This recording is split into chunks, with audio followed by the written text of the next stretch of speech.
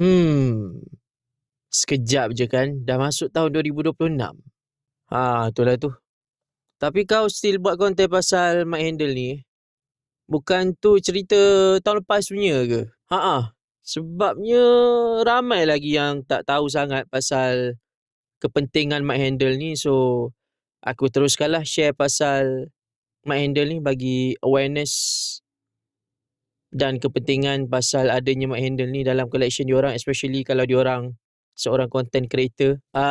Kau dah dapatkan ke belum? Mestilah dah.